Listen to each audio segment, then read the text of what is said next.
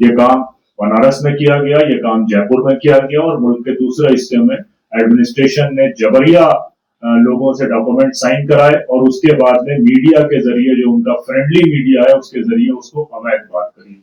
600 साल पुरानी से लेकर 200 साल पुरानी दरगाहें जो लखनऊ और मुंबई में थी, उनको कहा गया अवैध दरगाह। अब 600 साल पुरानी दरगाह अवैध कैसे हो सकती है, आप खुद डिसाइड करें। 187 मकान जिसमें 2000 दुकानें हैं और 5 मस्जिद हैं, उनको निशाना बनाया जा रहा है, प्रेशर बनाया जा रहा है। जो मकान तोड़े जा रहे हैं उनमें कोई प्रोटोकॉल्स का, जो ड्यू प्रोटोकॉल्स है, उनको फॉलो नहीं किया जा रहा है। तो इससे पूरा ये साबित होता है कि बुलडोजर के पूरे मामले में कोई भी रूल्स और कोई भी रेगुलेशन या सुप्रीम कोर्ट की जो गाइडलाइंस हैं, उनका कहीं भी कोई इस्तेमाल नहीं हो रहा। एक पॉलिटिकल टूल के तौर पर जो पॉलिटिकल अपोनेंट कम्युनिटी है, चाहे वो पुअर पीपुल हो या मुसलमान हो, उनको पनिश करने के लिए बुलडोजर का इस्तेमाल किया जा रहा है। और अफसोस की बात यह है कि बगैर किसी पेपर को चेक करे हुए, बगैर केसेस को देखे हुए या प्रोसेस को आइडेंटिफाई करे हुए, मीडिया का एक सेक्शन उसको ग्लैमराइज कर रहा है और इन प्रॉपर्टीज को अवैध बता रहा है। ये रिवेंज पॉलिटिक्स जो है वो गरीब आवाम के खिलाफ पूरी तरीके से जारी है। 6 मई को मंगोलपुरी दिल्ली में तकरीबन 200 साल पुरानी दरगाह तोड़ी गई। 20 मई को बांद्रा में मस्जिद शहीद करी गई, 2 मस्जिदें शहीद हुई। 29 मई को फरीदाबाद में एक मस्जिद शहीद करी गई। 1 जून 2026 को विरामगाम गुजरात में दरगाह, 3 दरगाह शहीद करी गई। 2 जून को गोरेगांव महाराष्ट्र में एक दरगाह शहीद करी गई।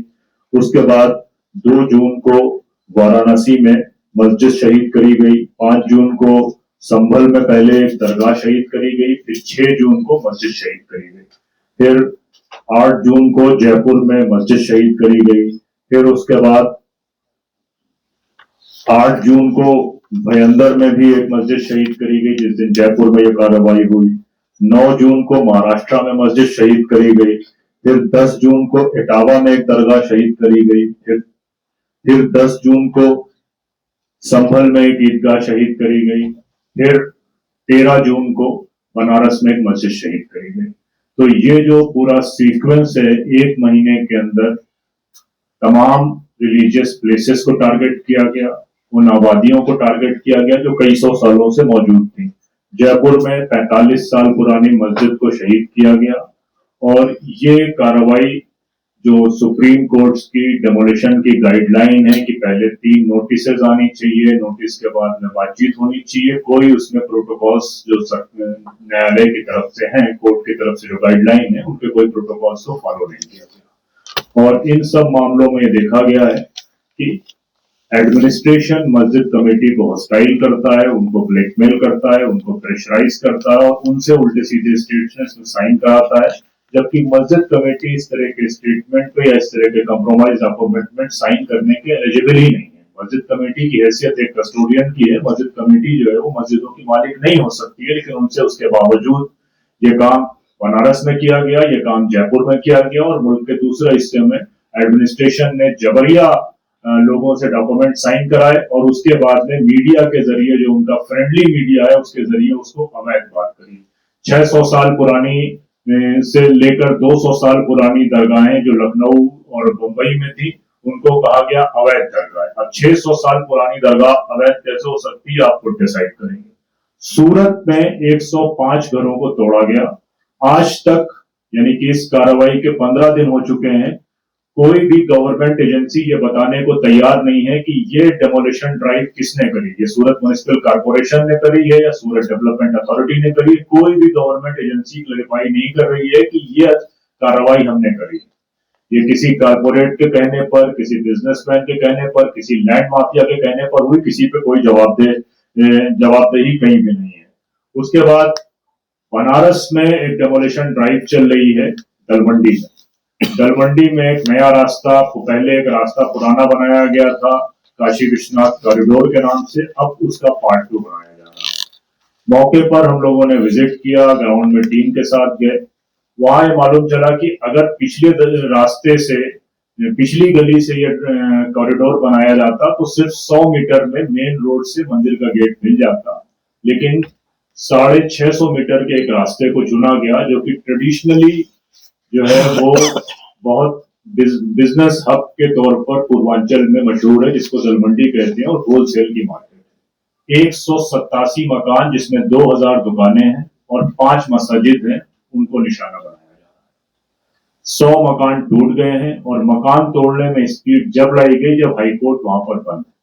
कई सारे केसेस में जहां पर हाईकोर्ट से, इलाहाबाद हाईकोर्ट से लोगों को स्टे मिला हुआ था, उस स्टे के बावजूद उनके घरों को तोड़ दिया।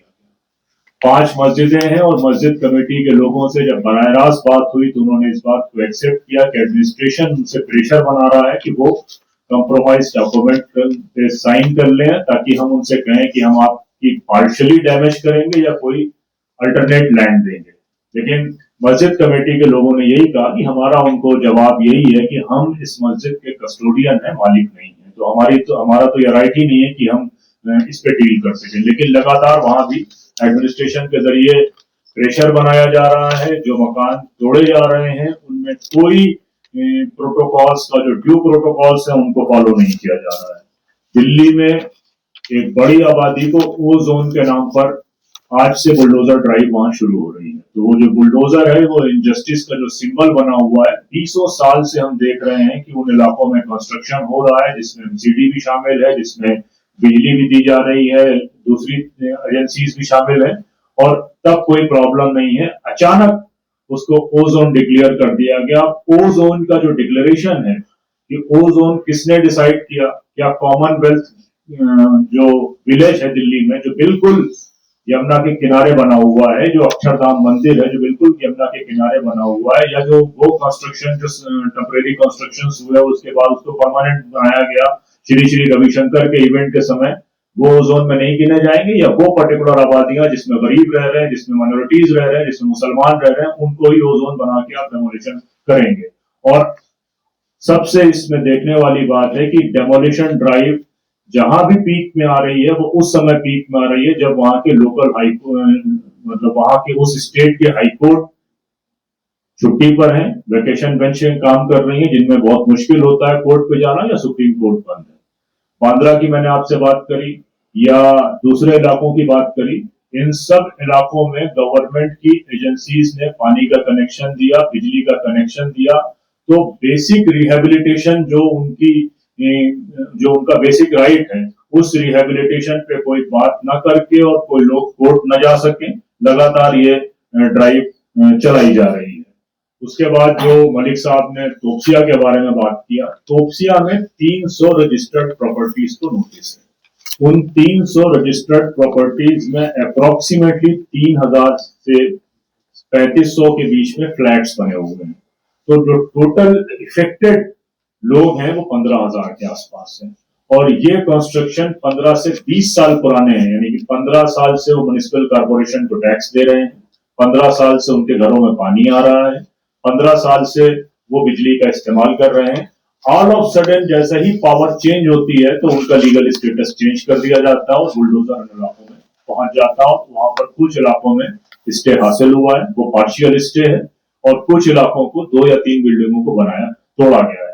तो इससे पूरा ये साबित होता है कि बुलडोजर के पूरे मामले में कोई भी रूल्स और कोई भी रेगुलेशन या सुप्रीम कोर्ट की जो गाइडलाइंस हैं उनका कहीं भी कोई इस्तेमाल नहीं हो रहा। एक पॉलिटिकल टूल के तौर पर जो पॉलिटिकल अपोनेंट कम्युनिटी है, चाहे वो पुअर पीपुल हो या मुसलमान हो, उनको पनिश करने के लिए बुलडोजर का इस्तेमाल किया जा रहा है। और अफसोस की बात यह है कि बगैर किसी पेपर को चेक करे हुए, बगैर केसेस को देखे हुए या प्रोसेस को आइडेंटिफाई करे हुए, मीडिया का एक सेक्शन उसको ग्लैमराइज कर रहा है और इन प्रॉपर्टीज को अवैध बता रहा है।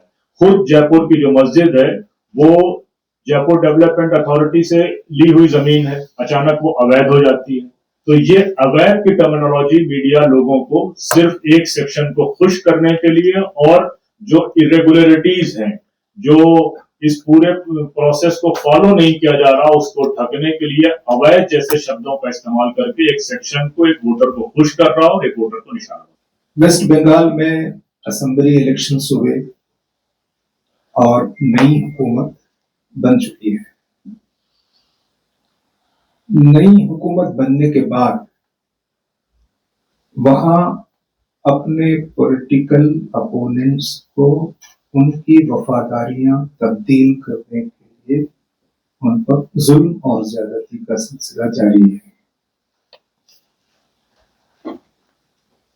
अपोजिशन को तोड़ना है, सियासी वफादारियों को बदलने की कोशिश करना है और डिमोलिशंस का भी एक सिलसिला चल पड़ा है। उन डिमोलिशंस में अपने सियासी मुखालिफिन भी हैं, साथ साथ डिमोलिशंस में मुस्लिम इलाकों को भी खुसूसियत से निशाना बनाया जा रहा है। एक किस्म का खौफ का, हरासमेंट का माहौल है और लोग फिक्रमंद हैं। इन सब में जो इलेक्शन से पहले हो चुका वो भी मसला बहुत संगीन है। वो है SIR में जिन लोगों के नाम लिस्ट में आने से रह गए, वो हिंदुस्तानी शहरी, जो हिंदुस्तानी शहरी है, लेकिन इलेक्शन कमीशन ने अपनी नाअहली से SIR में उनके नामों का इंदराज नहीं किया है। तो ये सब बहुत वहां परेशानी का शिकार है। ऐसे मौके पर जमात इस्लामी हिंद के जिम्मेदार नेशनल और स्टेट लेवल के और association for protection of civil rights APCR के नेशनल सेक्रेटरी और वहां के जो स्टेट के लोग हैं वहां दौरा किया। वहां हमने मुस्लिम लीडरशिप से मुलाकात की, मिली रहनुमाओं से बातचीत की और वहां जो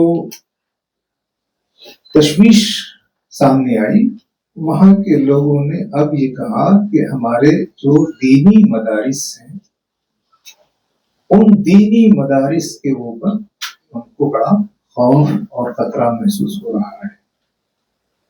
ये तशवीश उन्होंने पेश की। SIR के सिलसिले में जो लोगों के नाम रह गए, उन्होंने अपनी बड़ी तशवीश पेश की। इसलिए हमने वहां लीगल जो वर्कर्स हैं और जो लीगल एक्सपर्ट्स, उनकी अलग से मीटिंग की और ये दोनों बातें वहां उनके सामने पेश की।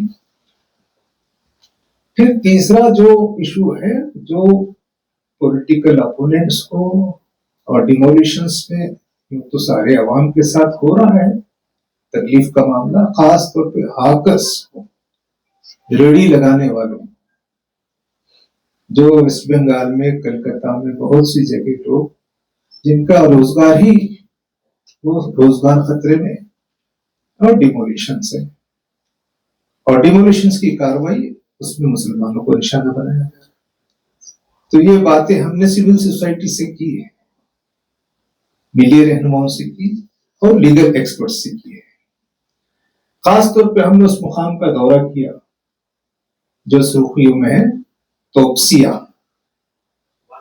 तोपसिया में तकरीबन 300 मकानात हैं जिनको हुकूमत डिमोलिश करना चाहती है। अगर एक मकान में 5 लोग हैं तो कितने, तकरीबन 15,000 लोग, जिसमें बुजुर्ग भी हैं, बीमार भी हैं, खवातीन भी हैं, स्कूल जाने वाले बच्चे भी हैं, और सब पुख्ता मकानात हैं। उन सब पुख्ता मकानात को हुकूमत मिस्मार करना चाहती है और वजह ये बताते हैं कि कोई चीज गैर कानूनी है। ये सब बातें ज़ेर बहस होनी है, अदालत में भी ज़ेर बहस होनी है और हुकूमत, अगर अदालत ये तय कर देती है कि ये गैर कानूनी है, तब भी जब तक रिहैबिलिटेशन अगर ना हो तब तक वो सब कार्रवाइयां गलत हैं और ह्यूमन राइट्स के खिलाफ हैं, फंडामेंटल राइट्स के खिलाफ है। बुनियादी तौर पर वो जो भी तामीरात हुई हैं वो वहाँ की हुकूमतों और वहाँ की बल्दिया और वहाँ की जो म्यूनिसिपल अथॉरिटीज हैं उन सब के नॉलेज में और उन सब के कोऑपरेशन से हुई है। तो उसको रेगुलराइज करना और जो कुछ लोग रह रहे हैं उनको उस रिहाइश को कबूल करना और उनको सर्टिफाइड करना, ये हुकूमत की जिम्मेदारी है। तो इसलिए हम उसको लीगल फाइट भी करने की कोशिश करेंगे। तो हमारा समझना यही है कि जो कुछ भी डिमोलिशंस हो रहे हैं खासतौर पर वेस्ट बंगाल वगैरह में, उसमें लीगल प्रोसेस नहीं है और इंसाफ नहीं। हुकूमत लीगल प्रोसेस की तकमील इंसाफ को फराहम किए बगैर खानापुरी के तौर पे करना चाहती है। तो हुकूमत का रवैया अवाम दुश्मनी का रवैया नहीं होना चाहिए। हुकूमत अवाम की दोस्त और अवाम की तकलीफों को दूर करने के लिए है। तो वेस्ट बंगाल में जो कुछ हो रहा है, हम वहां की वेस्ट बंगाल स्टेट गवर्नमेंट चाहते कि वो आईने हिंद, दस्तूर हिंद की रूह और इंसानी वक़ार को अहमियत दे। हम ये चाहते हैं कि वहां पे कानून की हुक्मरानी रहे, इंसाफ की हुक्मरानी रहे, और जिन लोगों को खौफ और खदशा है, चाहे वो SIR के सिलसिले में हो, चाहे वो डिमोलिशंस के सिलसिले में हो और उनके मदारिस के सिलसिले में हो, हुकूमत अपनी नेक नियति से और अच्छे इक़दाम से उनके खौफ और खदशात को दूर करने की कोशिश करें। वेस्ट बंगाल में इनफिल्ट्रेशन का इशू एक पॉलिटिकल टूल है जो बीजेपी इस्तेमाल कर रही है। वेस्ट बंगाल में जो बांग्लादेशी लोग आए हैं उनमें बड़ी अक्सरियत हमारे हिंदू भाइयों की है। बमुश्किल 2-4 लोग अगर आप ढूंढ कर निकालें तो मुसलमान भी हो सकते हैं। तो इन्फिल्ट्रेटर्स का मतलब बांग्लादेश से आए हुए हिंदू मुराद हैं? ऐसा है तो हुकूमत ने CAA के जरिए से उनको यहाँ पर सिटीजनशिप देने का पूरा फैसला कर रखा है।